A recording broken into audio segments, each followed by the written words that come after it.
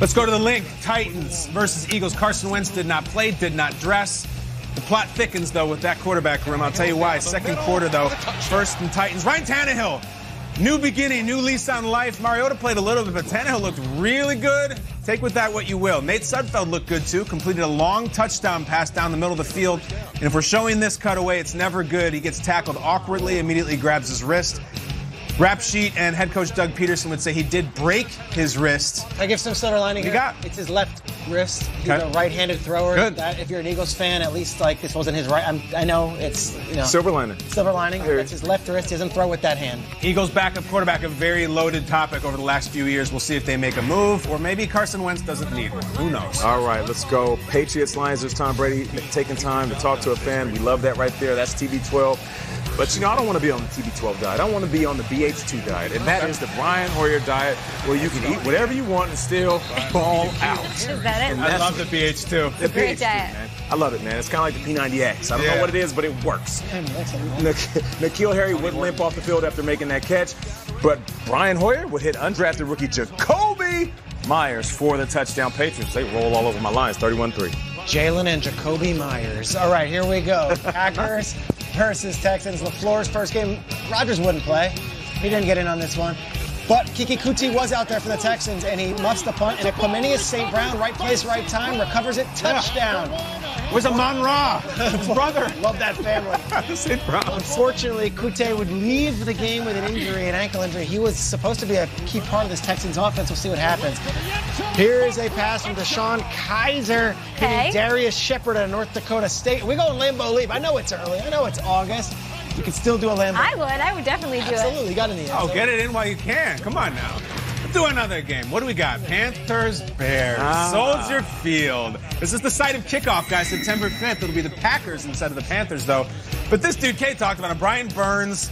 This is a rookie first-round pick that doesn't get mentioned, but he had 2 sacks in the game. This is why Matt Nagy doesn't play Mitch Trubisky in this game. Excellent. That was Rivera as Montgomery Burns, and this is David Montgomery as Let's go! Walter Payton or something That like that. acceleration is so in. Yes, number 2 out of Michigan.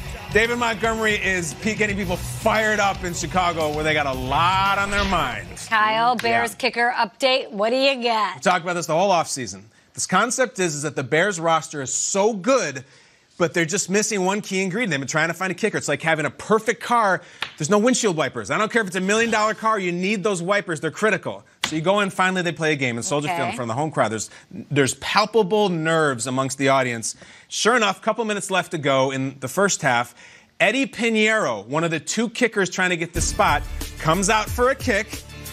It's a 48-yarder. NFL kickers got to make this. Now everyone's looking back to Cody Parkey, of course, and Eddie Pinheiro hooks it left. The air comes out of the stadium, all right? So, is that the end of the season? No. I'm closing my eyes. Shortly after this, at the first half buzzer, before they go to halftime, Elliott Fry, the other kicker, gets his shot. Interestingly enough, Ron Rivera, the Panthers head coach, ices him, which seems like a waste of time in a preseason game before the first half. Why did he do it? Said afterwards, I know they're looking for a kicker. I thought it was thinking, Rivera's a Bear at heart. Bear at heart and Bear at heart. Retree with yes, Matt Nagy. 100%.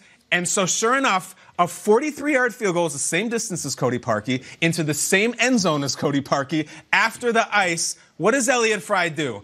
Please tell the 312, the 847, the 773 that he makes this thing. Because if he doesn't, guys, we got to just dash the whole deal. 43-yarder, same distance, cash, center cut, money. Okay. This is such a loaded topic that even after he made this, guys, meanwhile, the Ravens' backup kicker behind Justin Tucker last night, Corey Vedvik, made 4 field goals and even punted twice. And there's all this talk about, never mind either of these guys, go get that Raven. Chase the hot thing. This will not go away until the regular season. And last night, the plot thickened. Oh, my gosh. I'm getting old just talking about They're going to make a movie about this. I know.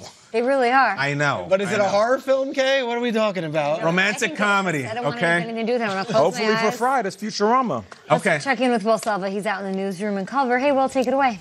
All right, thanks, Kay. Well, the Saints last month made Michael Thomas the highest-paid wide receiver in football after signing him to a 5-year, $100 million deal, but he might not be the highest-paid wideout for very long.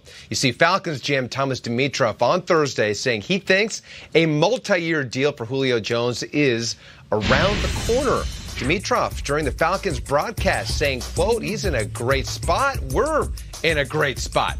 Dimitroff also adding that he believes the Falcons' 6-time Pro Bowler should be the highest-paid receiver in the league. If you're Jones, you'd love to hear that because he is due to earn $14.25 million this season, which currently makes him the 13th highest-paid wideout in the NFL. A few injuries to tell you about from last night. Lions receiver Jermaine Kerson's 2019 season ending on Detroit's very first drive of the game against the Patriots.